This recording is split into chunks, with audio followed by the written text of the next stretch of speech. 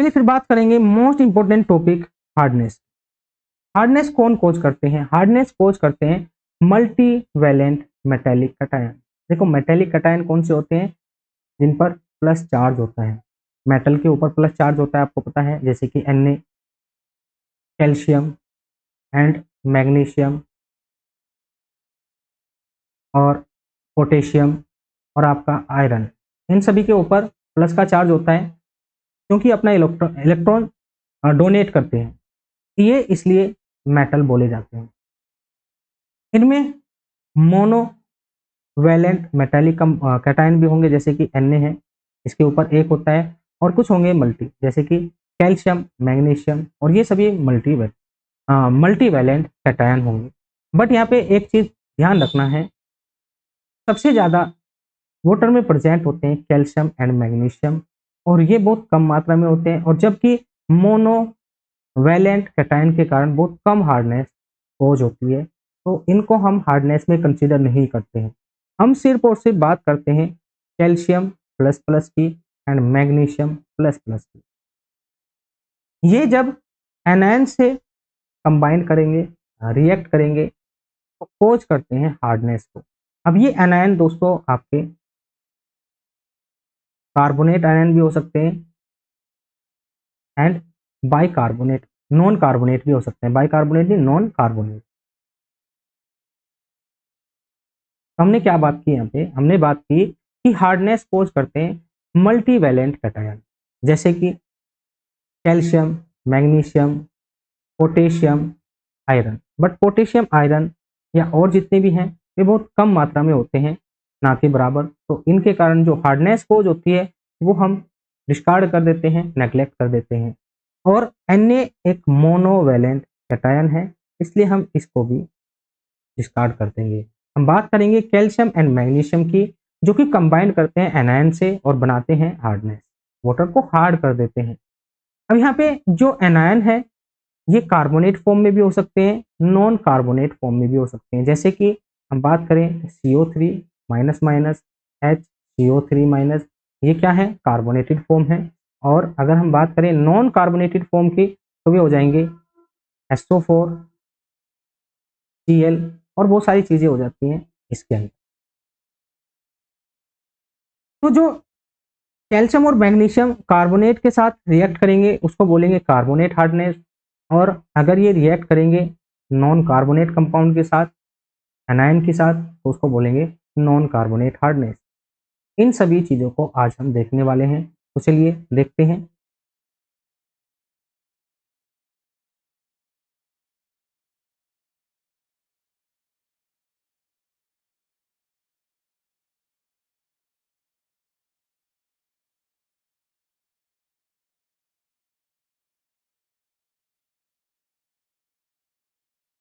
ये सभी चीजें मैं बता चुका हूं आपको।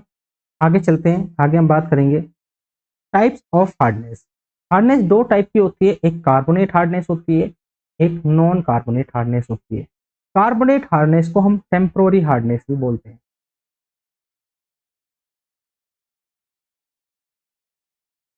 हार्डनेस, और इसको हम परमानेंट भी बोलते हैं, परमानेंट हार्डनेस।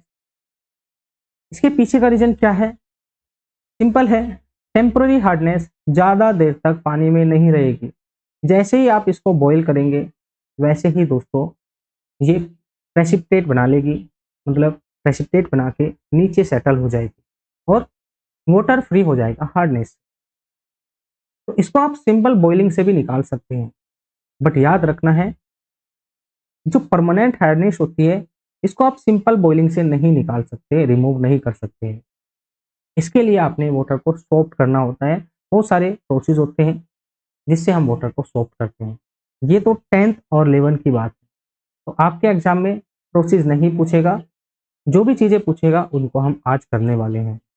तो यहाँ पे देखिए calcium plus plus, magnesium plus plus, जब CO3 minus minus and HCO3 minus से कंबाइन करते हैं तो कोज करते हैं कार्बोनेट हार्डनेस, एंड जब कैल्शियम एंड मैग्नीशियम ClNO3SO4 मतलब क्लोराइड, नाइट्रेट एंड सल्फेट से रिएक्ट करते हैं को कोज करते हैं नॉन कार्बोनेट हार्डनेस, जिसको हम परमानेंट हार्डनेस भी बोलते हैं। यहाँ पे देखिए ये सभी चीजें मैं आपको बता चुका हूँ। It is also called temporary hardness. Carbonate hardness को हम टेम्पोररी हार्डनेस बोलते हैं because this hardness can be removed by simple boiling of water in which calcium carbonate precipitate.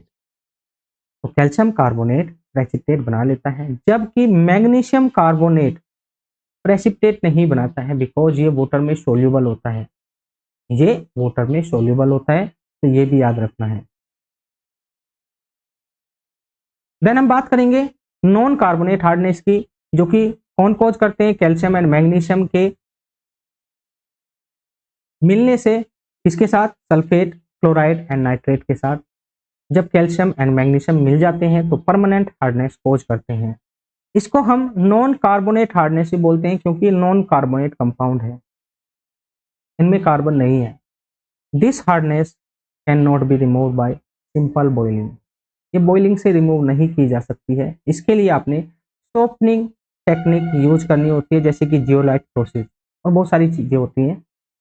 तो चलिए आगे चलते हैं। आगे हम बात करेंगे अगर हार्ड वाटर आप यूज करते हैं तो उसके साथ क्या क्या प्रॉब्लम्स हो सकती है। एक तो लेसर फोम फॉर्मेशन होगा, मतलब झाग बहुत कम बनते हैं। अगर आप कपड़े धुलने जा रहे हैं हार्ड वाटर से तो उससे सोप का कंजप्शन बढ़ जाएगा क्योंकि झाग बहुत कम बनेंगे, फोम फॉर्मेशन बहुत कम होगी।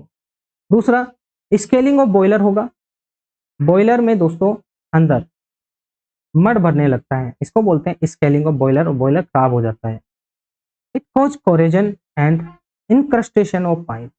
दोनों चीज कोज करता है, कोरोजन भी कोज करता है, इनक्रस्टेशन भी कोज करता है। क्यों दोस्तों? क्योंकि इसमें दोनों नेचर होते हैं, इसमें एसिडिक का भी नेचर होता है और इसमें दोस्तों बेसिक नेचर भी होता है। तो दोनों की बात करेंगे। चलिए फिर बात करते हैं, फूड को टेस्टलेस बना देते हैं। अगर आप हार्ड वाटर से खाना बनाएंगे तो फूड कैसा बनेगा? टेस्टलेस बनेगा, उसमें कोई भी स्वाद नहीं आएगा। अब यहाँ पे हम बात करने वाले हैं magnesium hardness with sulphate ion have laxative effect. तो मैग्नीशियम हार्डनेस अगर सल्फेट आयन के साथ कंबाइन करती है तो इस हार्डनेस को बोलेंगे लैक्जेक्टिव इफेक्ट। मतलब कि ये जो हार्डनेस कोज करेगी ये कोज करेगी लिजेक्टिव इफेक्ट। लिजेक्टिव इफेक्ट का मतलब होता है जैसे कि उल्टी दस्त होना, ठीक है, तो पेट खराब हो जाएगा आपका। Calcium hardness does not cause any health problem. Calcium hardness कोई भी हेल्थ प्रॉब्लम कोज नहीं करती है, जबकि मैग्नीशियम हार्डनेस कौन सी दोस्तों? नॉन कार्बोनेट वाली, ये दोस्तों हेल्थ प्रॉब्लम कोज करती है। Hardness is express as CaCO3। जैसे कि हमने एल्कलिनिटी को देखा, उसको भी हम CaCO3 की फॉर्म में एक्सप्रेस करते हैं, वैसे ही इसको भी हम CaCO3 की फॉर्म में, कैल्शियम कार्बोनेट की फॉर्म में एक्सप्रेस करते हैं।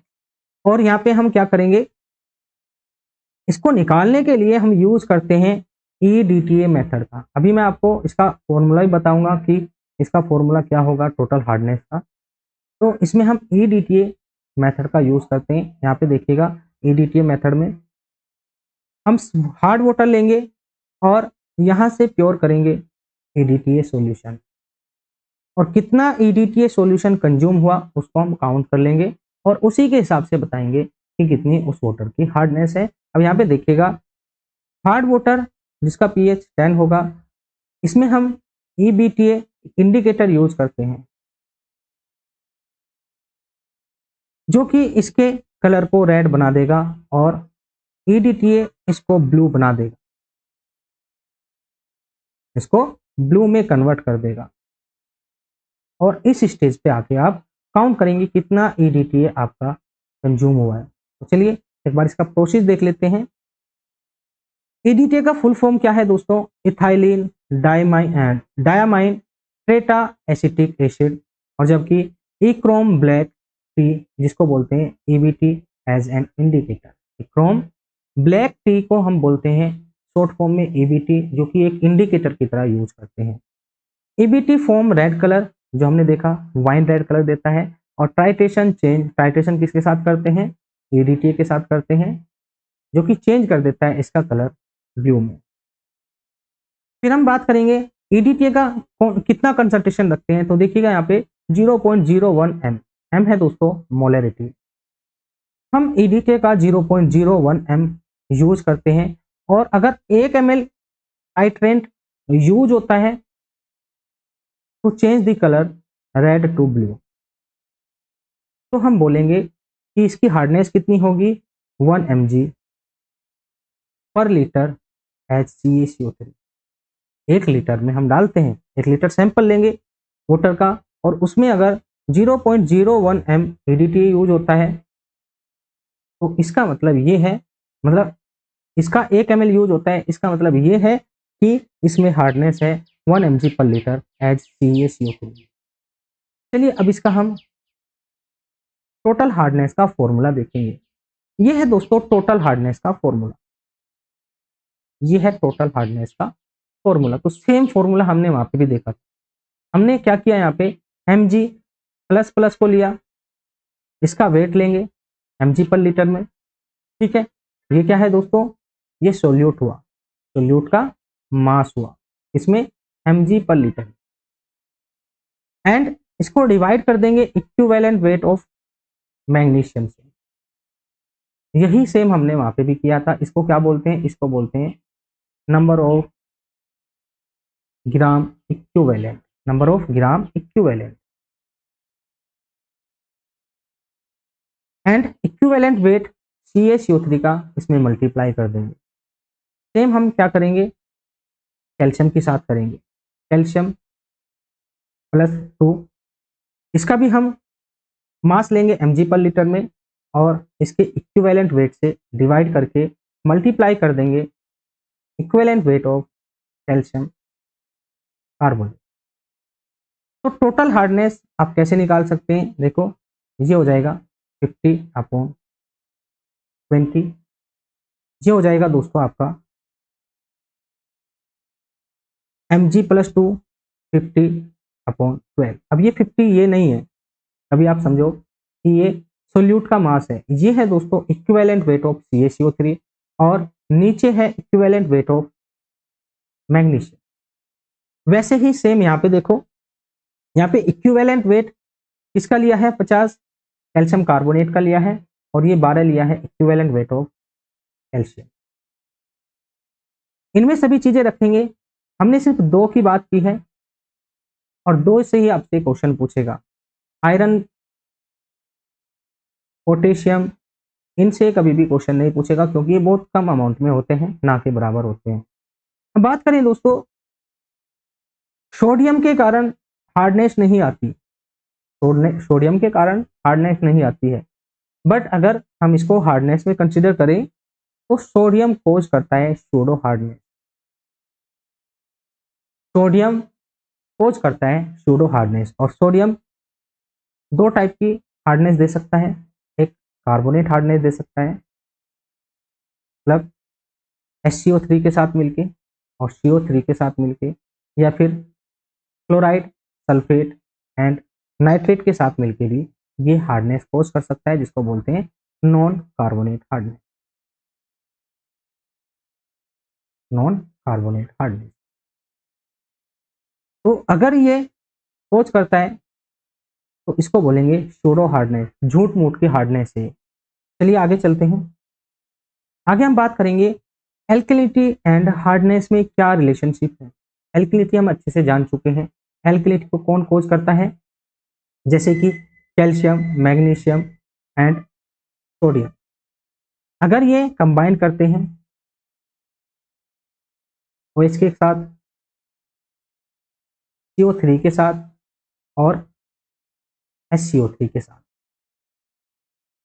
उसमें आएगी दोस्तों एल्कलिनिटी।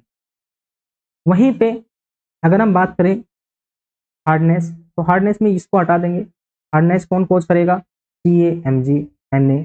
अगर ये इसके साथ कंबाइन करेंगे, प्लस ये कंबाइन करेंगे सल्फेट के साथ, क्लोराइड के साथ एंड नाइट्रेट के साथ।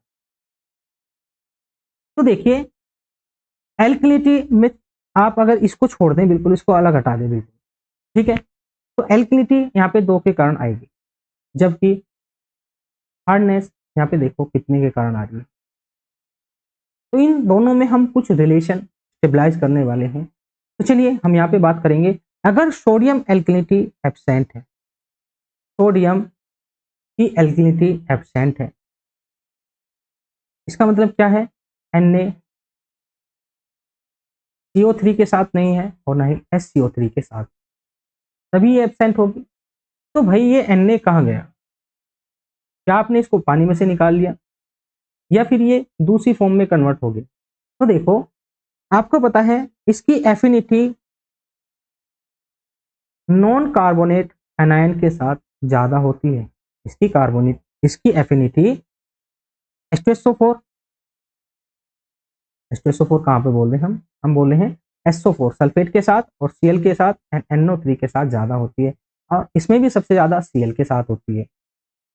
तो अगर नॉन कार्बोनेट हार्डनेस प्रेजेंट है, वाटर में नॉन कार्बोनेट हार्डनेस प्रेजेंट है, भाई ये प्रेजेंट होंगे तो इनसे कैल्शियम एंड मैग्नीशियम मिलेंगे और खोज करेंगे नॉन कार्बोनेट हार्डनेस। तो दोस्तों ये इनको छोड़ के ये चला जाएगा इसके पास, क्योंकि इसकी चाहत, इसका प्यार, इसकी एफिनिटी नॉन कार्बोनेट कंपाउंड के साथ ज्यादा होती है। तो ये NaSO4 के साथ चला जाएगा, अगर ये मिलेगा या ये मिलेगा तो इसके साथ चला जाएगा, इनको छोड़ देगा। छोड़ने का मतलब ये हुआ कि यहाँ पे सोडियम एल्कलिनिटी एब्सेंट हो जाएगी। तो सोडियम एल्कलिनिटी क्या इंडिकेट करती है? ये इंडिकेट करती है कि नॉन कार्बोनेट हार्डनेस प्रेजेंट होगी, क्योंकि नॉन कार्बोनेट हार्डनेस अगर प्रेजेंट ना होती तो ये इनसे ही चिपका रहता, इनके साथ ना जाता। जब अगर ये है पानी में तो तब जाके ये इससे कंबाइन हुआ है, तो नॉन कार्बोनेट हार्डनेस प्रेजेंट होंगी, जो कि किसके कारण होगी? कैल्शियम एंड मैग्नीशियम के कारण। तो यहाँ पे हम बोल सकते हैं जो कार्बोनेट हार्डनेस होगी वो एल्कलिनिटी के बराबर होगी। देखो, कार्बोनेट हार्डनेस कौन कोज करेगा? कैल्शियम एंड मैग्नीशियम, किसके साथ? HCO3 के साथ और CO3 के साथ। सेम एल्कलिनिटी भी कोज करते हैं, सेम वाले एल्कलिनिटी भी कोज करते हैं, तो हम बोल सकते हैं कार्बोनेट हार्डनेस एल्कलिनिटी के बराबर होगी। और अगर यहाँ पे सोडियम एल्कलिनिटी आ जाए, तो उस केस में दोस्तों सोडियम एल्कलिनिटी टोटल एल्कलिनिटी को बढ़ा देगी, तो कार्बोनेट हार्डनेस एल्कलिनिटी के बराबर नहीं होगी।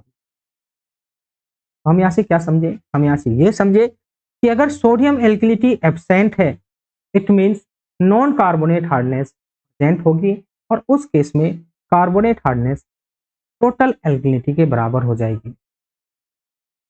टोटल एल्कलिनिटी के बराबर हो जाएगी, क्योंकि उसमें सोडियम एल्कलिनिटी नहीं है। अब जो भी एल्कलिनिटी बचेगी वो कैल्शियम और मैग्नीशियम के कारण बचेगी, और उसी को हम कार्बोनेट हार्डनेस बोलते हैं। सिंपल है। अगर नॉन कार्बोनेट हार्डनेस एब्सेंट है, तो भाई अगर ये चीज एब्सेंट है तो Na फिर इन्हीं के साथ चिपका रहेगा, मतलब यहाँ पे टोटल एल्कलिनिटी किसके कारण आएगी?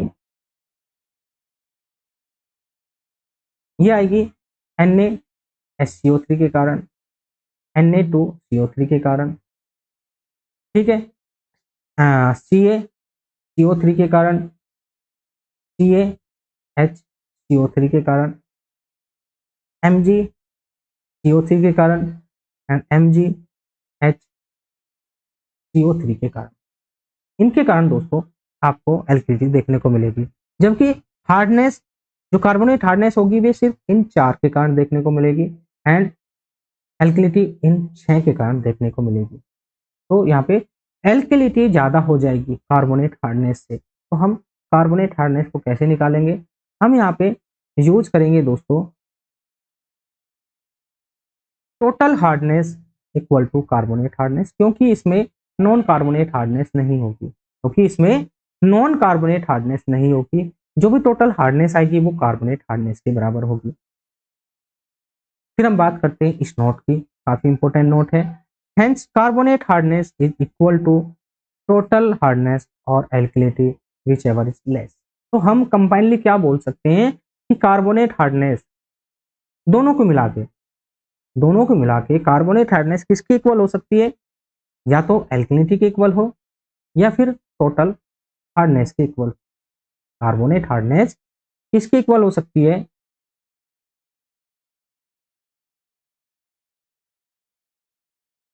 ये या तो इक्वल हो सकती है टोटल हार्डनेस के,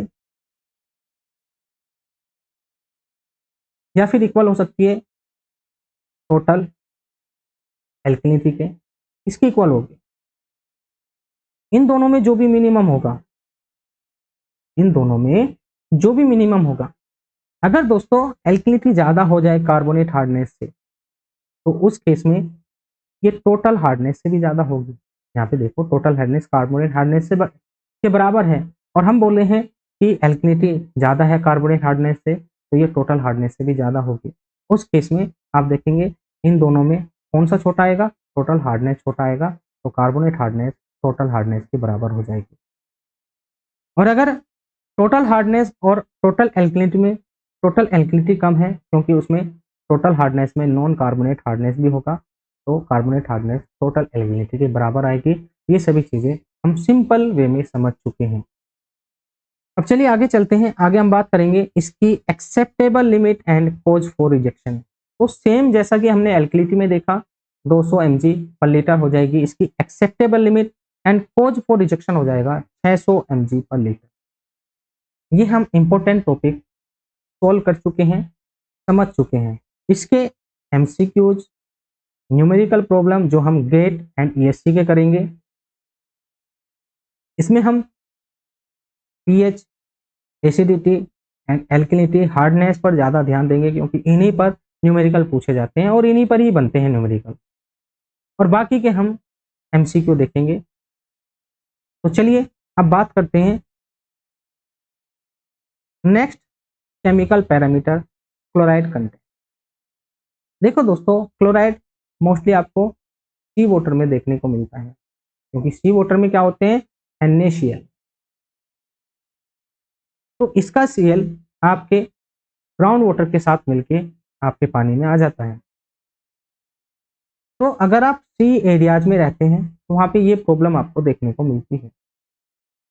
chlorides in water are drive mostly from natural minerals deposit, agriculture, irrigation, discharge. तो ये देखो इनका मैक्सिमम सोर्स क्या हो सकता है? सी water.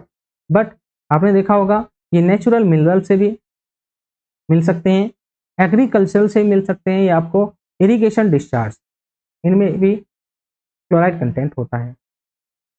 Presence of chloride is high presence of chloride in high quantity indicate pollution of water due to sewage और industrial water. याद रखना है, अगर ज़्यादा परसेंटेज मौजूद है, अगर ज़्यादा परसेंटेज मौजूद है क्लोराइड का, तो ये इंडिकेट करता है पोल्यूशन ड्यू टू सीवेज और इंडस्ट्रियल वाटर।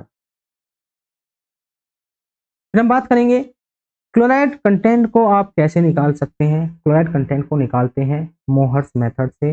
मोस्ट इम्पोर्टेंट है ये दोस्तों, काफ़ी इम्पोर्टेंट है, इसको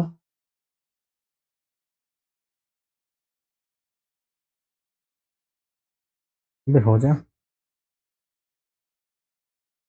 मोहर मेथड पर हर बार ऑब्जेक्टिव क्वेश्चन पूछा जाता है, तो याद रखना है क्लोराइड को हम निकालते हैं मोहर मेथड से। इसमें हम क्या करते हैं, जो रो वाटर होता है उसमें हम टाइट्रेंट यूज करते हैं AgNO3। AgNO3 का टाइट्रेंट यूज करते हैं और इंडिकेटर यूज करते हैं पोटेशियम क्रोमेट का। पोटेशियम क्रोमेट का हम इसमें इंडिकेटर यूज करते हैं। तो ये दोनों पॉइंट भी आपने याद रखने हैं। मतलब मोहर मेथड से निकालेंगे, बट सैंपल में हम क्या डालेंगे? टाइट्रेंट के लिए, टाइट्रेशन के लिए हम टाइट्रेंट डालेंगे। कौन सा टाइट्रेंट डालेंगे? AgNO3 silver nitrate.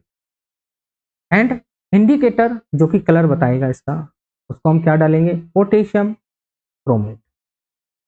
इसका एक्सेप्टेबल लिमिट की बात करें तो 200 mg per litre, and cause for rejection 1000 mg per litre. ये हम ड्रिंकिंग वाटर के लिए बात कर रहे हैं। आपने कमेंट में लिखना है जब हम कंक्रीट बनाते हैं, मतलब कंस्ट्रक्शन पर्पज के लिए इसको यूज करते हैं, तो कंक्रीट में कितना परमिसिबल लिमिट होना चाहिए क्लोराइड कंटेंट।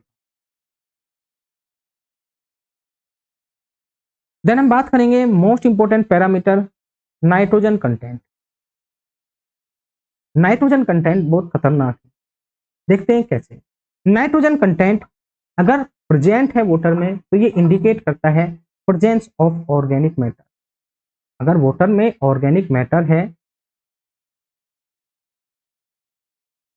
तो इससे हमको क्या दिक्कत है, ऑर्गेनिक मैटर है तो इससे भाई हमको क्या दिक्कत है ये समझते हैं। देखो अगर ऑर्गेनिक मैटर होंगे तो पैथोजेंस जिनको हम बैक्टीरिया बोलते हैं, देखो कुछ बैक्टीरिया अच्छे भी होते हैं और मैक्सिमम ये बुरे होते हैं। तो बैक्टीरिया क्या करते हैं, बैक्टीरिया का खाना है ऑर्गेनिक, क्योंकि ये ऑर्गेन ऑर्गेनिक कंपाउंड से कैल्शियम कार्बन एंड नाइट्रोजन को अपना फूड बनाते हैं और साथ में हमारे पानी की, हमारे वाटर की डिजोल्व ऑक्सीजन को भी कम करते हैं। डिजोल्व ऑक्सीजन लेंगे, जैसे हम सांस लेते हैं, खाना खाते हैं, वैसे ही इनका भी प्रोसेस है। ये सांस लेंगे मीन्स O2 लेंगे, कहाँ से लेंगे, डिजोल्व ऑक्सीजन से, वाटर की डिजोल्व ऑक्सीजन को कम कर देंगे और साथ में नाइट्रोजन को खाएंगे एंड कार्बन को खाएंगे। इससे क्या होगा, हमारे हमारे वाटर की डिजोल्व ऑक्सीजन धीरे धीरे कम होने लगेगी और डिजोल्व ऑक्सीजन कम होने का मतलब ये है कि पानी सड़ने लगेगा, पानी का कलर ब्लैक हो जाएगा और उसके अंदर जो भी इक्वेटिक लाइफ्स हैं या हम भी इसको पिएंगे तो हमारे अंदर भी बीमारी कॉज हो सकती है। तो यहाँ पे हम कई फॉर्म पढ़ते हैं नाइट्रोजन की, जैसे कि फ्री अमोनिया। फ्री अमोनिया इसको हम बोलते हैं NH3। ये इंडिकेट करता है रिसेंट पोल्यूशन की, पोल्यूशन जस्ट अभी हुआ है। इसका परमिसिबल लिमिट होगा less than 0.15 mg per litre, ये भी आपने याद रखना है। उसके बाद हम बात करेंगे ऑर्गेनिक अमोनिया जिसको हम अल्बुमिनोइड बोलते हैं। ये इंडिकेट करता है nitrogen before decomposition has started, मतलब डीकम्पोजिशन जस्ट स्टार्ट होने से पहले जो नाइट्रोजन प्रेजेंट है उसको हम ऑर्गेनिक अमोनिया बोलते हैं और ये भी खतरनाक है, तो इसका भी हम अमाउंट रखते हैं less than 0.3 mg per litre. जैसे जैसे हम डीकम्पोजिशन की ओर बढ़ेंगे, ऑक्सीडेशन की ओर बढ़ेंगे, वैसे वैसे इसका वैल्यू बढ़ता चला जाएगा, क्योंकि लेट सपोज 500 कार्बन है, 50 कार्बन है, 50 नाइट्रोजन है। कार्बन को छोड़ दीजिए, हम नाइट्रोजन की बात कर रहे हैं। इसमें से 25 उसने पहले ही खा लिए, अब बचे हैं 25। तो जो 50 कोज करते थे बीमारी, ये 25 उतना कोज नहीं करेंगे। फिर हम बात करेंगे नेक्स्ट, नेक्स्ट है आपका नाइट्रेट। नाइट्रेट सॉरी नाइट्राइट, इसको क्या बोलेंगे, नाइट्राइट। नाइट्राइट होता है NO2। ये सबसे बेकार होता है, ये सबसे बेकार होता है क्योंकि ये इंडिकेट करता है partially decompose condition, partially decompose condition.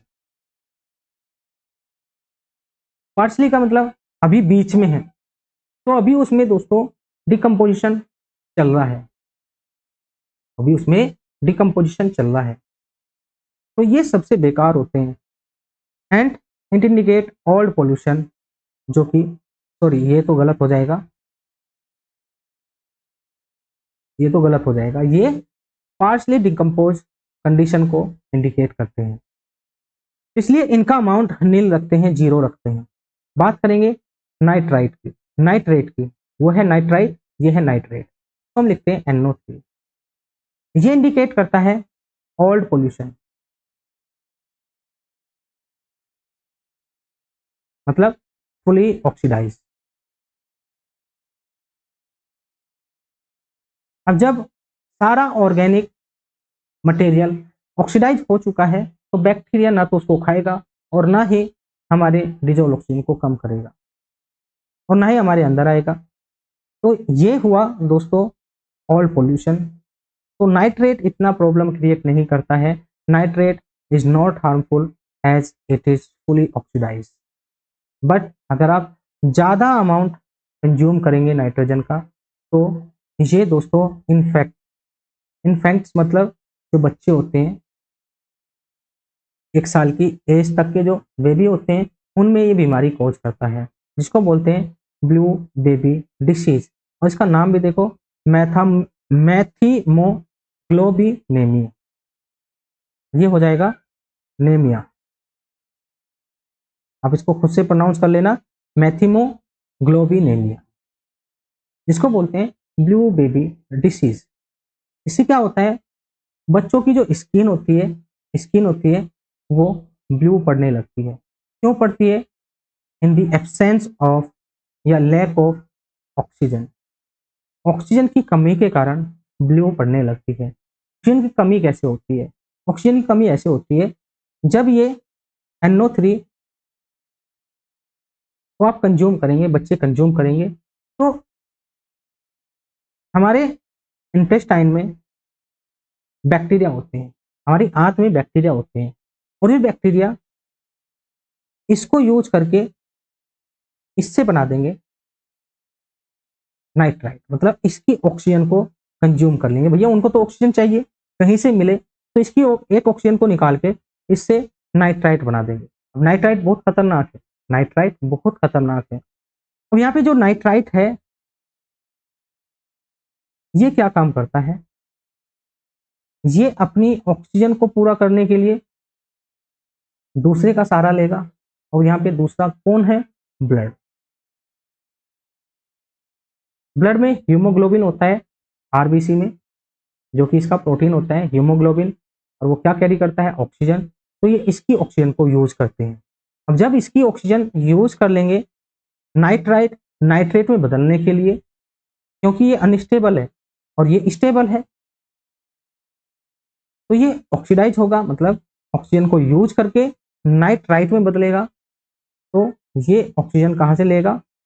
Blood से लेगा। बैक्टीरिया किससे ऑक्सीजन लेगा?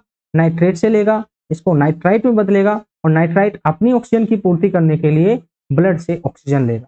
और ब्लड से ऑक्सीजन लेने का मतलब हुआ कि बॉडी में ऑक्सीजन की कमी हो जाएगी। ये जो ऑक्सीजन है ये जाती है रेस्पिरेशन में, रेस्पिरेशन में जाती है, जिसमें ग्लूकोज को ये तोड़ते हैं क्रेब्स साइकिल में, और यहाँ से बनता है 38 ATP, मतलब एनर्जी बनती है। एनर्जी कम हो जाएगी शरीर में, और ऑक्सीजन की कमी होने के कारण हमारी जो स्किन है, बच्चों की जो स्किन है वो ब्लू हो जाएगी। चलिए आगे चलते हैं, आगे हम बात करेंगे nitrate concentration should not more than 45 mg per litre. बात करें दोस्तों free ammonia and organic ammonia को हम कंबाइनली क्या बोलते हैं? कैजेडल नाइट्रोजन अमोनिया बोलते हैं। ठीक है, आगे चलते हैं, आगे हम बात करेंगे phosphorus। It is not toxic and do not represent direct health threat। तो ये टॉक्सिक नहीं है, हमारी हेल्थ के लिए टॉक्सिक नहीं है, but indirect threat to water quality because, हमारी हेल्थ को तो प्रॉब्लम नहीं करेगा, बट ये वाटर क्वालिटी को अफेक्ट करता है। कैसे? ये फैसिलिटेट करता है rapid growth of aquatic plant. अगर फोस्फोरस ज्यादा होगा तो अच्छे से ग्रोथ होगी प्लांट्स की, क्योंकि प्लांट्स के लिए एसेंशियल मिनरल होता है फोस्फोरस। एक्वेटिक प्लांट को ये बढ़ावा देगा एंड इंटरफेयर करता है with water treatment like chemical coagulation. Water treatment में जब आप सेडिमेंटेशन करते हैं तो उसमें आप केमिकल कोएगुलेशन का यूज करते हैं, जैसे कि एलम हुआ, वो क्या करता है? फ्लोक बना लेता है। जो छोटे छोटे पार्टिकल होते हैं जो अपने वेट के कारण नीचे सेटल नहीं होते हैं, उनको सेटल कराने के लिए हम कोएगुलेशन का यूज करते हैं, जिनको हम केमिकल कोएगुलेशन बोलते हैं, और ये उनकी इफिशिएंसी को कम कर देता है, उनकी इफिशिएंसी को कम कर देता है। When a low concentration of 0.2 mg per litre, अगर आपने कम से कम 0.2 mg पर लीटर भी डाला है, या वाटर में इतना प्रेजेंट है, हम तो नहीं डालते हैं खुद से, वाटर में प्रेजेंट होता है, ये नेचुरल अकरिंग होते हैं। ठीक है, तो ये ट्रीटमेंट प्रोसेस में बाधा पैदा करते हैं, इंटरफेरेंस पैदा करते हैं। चलिए आगे चलते हैं, बात करेंगे डिजोल्व ऑक्सीजन। तो डिजोल्व ऑक्सीजन के बारे में मैं काफी बातें आपको बता चुका हूँ। ये हमारे वाटर में मौजूद होती है ऑक्सीजन के रूप में। अब यहाँ पे देखिए दोस्तों, अगर डिजोल्व ऑक्सीजन कम हो जाए तो उससे क्या होगा? वाटर बेकार होने लगता है, सड़ने लगता है, ब्लैक पड़ने लगता है।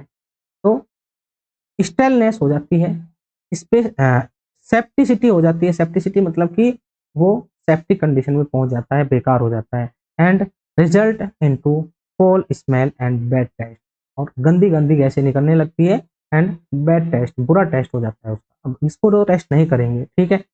Very high amount of DO cause corrosion, अगर डीओ ज़्यादा है तो वो करोजन कॉज करता है, क्योंकि ये एसिडिटी कर देता है बिकॉज ऑफ CO2, क्योंकि ये फॉर्म करता है कार्बन डाइऑक्साइड। डीओ टेम्परेचर के साथ कैसे वेरी करती है? ये इन्वर्सली प्रोपोर्शनल होती है टेम्परेचर। टेम्परेचर ज़्यादा होगा तो ये कम होगी, और टेम्परेचर कम होगा तो ये ज़्यादा होगी। याद रखना है, टेम्परेचर के साथ इसका उल्टा रिलेशन है, 36 का आंकड़ा है। बात करें दोस्तों DO in water estimated by Winkler method, ये मोस्ट इंपॉर्टेंट। विंकलर मेथड से हम निकालते हैं dissolve oxygen of water should not less than 4 ppm। तो ये वाटर में 4 ppm से कम नहीं होने चाहिए। ppm का मतलब मैंने आपको बताया था पार्ट पर मिलियन, और इसको हम क्या बोलते हैं? मोल पर लीटर भी बोलते हैं। ठीक है दोस्तों, चलिए आगे चलते हैं। आगे हम बात करेंगे फ्लोराइड। फ्लोराइड कंटेंट ये दांतों के लिए अच्छा होता है, बोन्स के लिए अच्छा होता है, बट कब तक? एक लिमिट तक, up to 1 mg per litre. ये प्रिवेंट करता है डेंटल कैविटीज को, दांतों के अंदर जो कैविटीज होती है उनको प्रिवेंट करता है।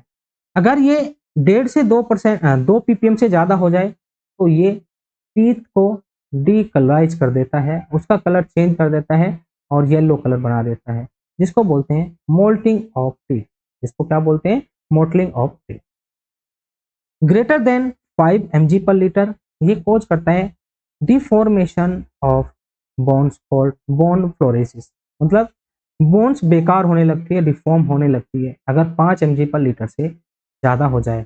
इसकी एक्सेप्टेबल लिमिट है 1 mg per litre, and cause for rejection हो जाएगा 1.5 mg पर लीटर।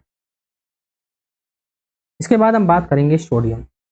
देखो सोडियम भी खतरनाक है। सोडियम किडनी पेशेंट के लिए बहुत खतरनाक है। यहाँ पे देखिए सोडियम कोज करता है bad taste and harmful for cardiac and kidney patient, मतलब दिल के जो मरीज होते हैं और किडनी के जो मरीज होते हैं, इन दोनों का आपस में बहुत रिलेशन होता है, मतलब पेशेंट का रिलेशन ही होता है इन कार्डिक और किडनी का, ठीक है।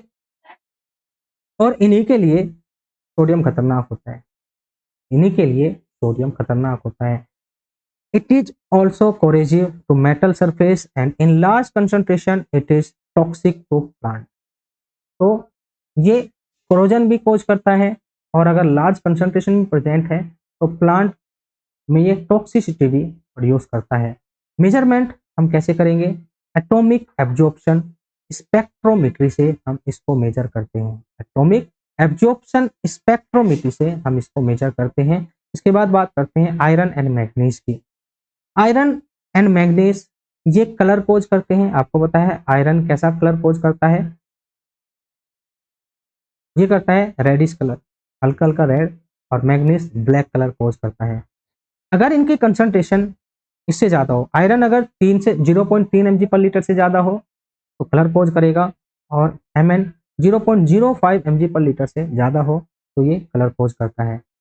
कुछ बैक्टीरिया ऐसे हैं जो आयरन और मैग्नीज को खा के एनर्जी लेते हैं, एंड ये स्लाइम ग्रोथ करते हैं, स्लाइम ग्रोथ करते हैं, में प्रोड्यूस टेस्ट एंड ऑडोर, जिसके कारण टेस्ट एंड ऑडोर प्रोड्यूस होता है वाटर में, मतलब टेस्ट एंड ऑडोर आ जाता है आपके पानी में due to the presence of manganese and iron. चलिए आगे चलते हैं। आगे हम बात करेंगे copper. Its large quantity affects lungs and respiratory organ. ये याद रखना है दोस्तों, जैसे कि सोडियम क्या करता है? सोडियम कार्डि जितने भी दिल के बीमार हैं, कार्डिक पेशेंट हैं और किडनी के पेशेंट हैं, उनको दिक्कत करता है, जबकि कॉपर लंग्स वाले पेशेंट और रेस्पिरेशन जिनका ठीक नहीं है उनको प्रॉब्लम करता है। और लिमिट हो जाएगी 0.05 से लेकर 1.15। बात करेंगे calcium.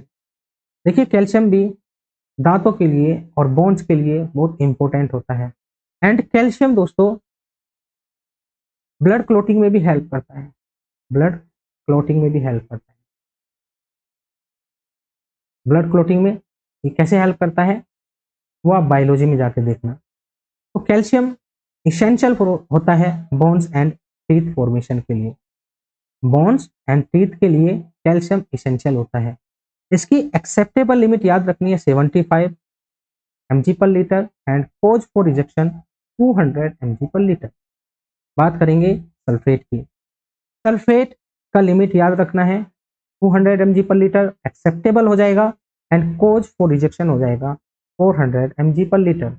Zinc essential for life, ये इसेंशियल न्यूट्रिएंट्स है लाइफ का एंड इसका एक्सेप्टेबल लिमिट हो जाएगा 5, कोज फॉर रिजेक्शन हो जाएगा 15। वैसे इसेंशियल है तो इसका मतलब ये 2-4 हज़ार नहीं होगा, ठीक है, इसका भी अमाउंट होता है, क्योंकि अगर आप पानी ज़्यादा पी लेंगे तो वो भी दिक्कत करता है, खाना ज़्यादा खा लेंगे वो भी दिक्कत करता है, तो ये एक सुटेबल अमाउंट में ही अच्छे लगते हैं। चलिए बात करेंगे आर्सेनिक। आर्सेनिक देखो बहुत खतरनाक है, एक्यूट और क्रोनिक टॉक्सिसिटी टू ह्यूमन। तो दोस्तों ये तो बहुत खतरनाक है आर्सेनिक, बहुत टॉक्सिक होता है। इसका एक्सेप्टेबल लिमिट आप देखेंगे 0.01 तक है और कोज for rejection 0.05 mg per litre. वैसे ही कैडमियम, ये भी बहुत खतरनाक है, ये भी दोस्तों सभी ह्यूमन लाइफ के लिए बहुत खतरनाक होता है, टॉक्सिक होता है और इसका concentration should not be more than 0.01 mg per litre. वहीं पे बात करेंगे क्रोमियम। क्रोमियम भी खतरनाक है, तो ये भी 0.05 mg पर लीटर से ज़्यादा नहीं होना चाहिए।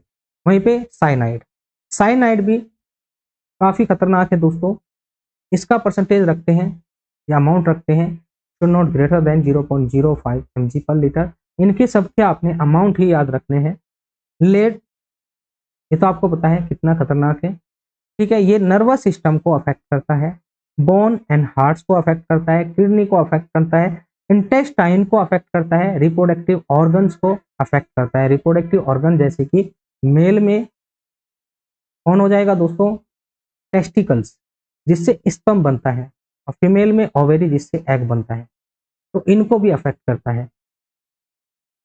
फिर बात करेंगे मरकरी। मरकरी भी खतरनाक है लाइफ के लिए और इसका परसेंटेज सबसे कम रखते हैं 0.001 mg पर लीटर। तो ये इंपॉर्टेंट पॉइंट्स जो आपने याद रखने हैं, सिंपल इनका आपने एक्सेप्टेबल लिमिट याद रखना है और जो मैंने दोस्तों आपको बताया कौन कौन सी प्रॉब्लम्स कोज करते हैं वे याद रखनी है। तो चलिए मिलते हैं नेक्स्ट वीडियो लेक्चर में। नेक्स्ट वीडियो लेक्चर में हम बात करेंगे बायोलॉजिकल क्वालिटी पैरामीटर,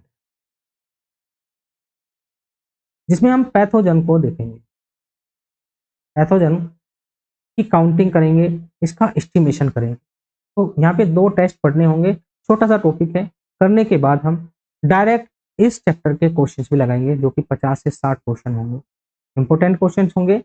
तो चलिए मिलते हैं नेक्स्ट वीडियो लेक्चर में। थैंक यू फॉर वॉचिंग, आपका दिन शुभ।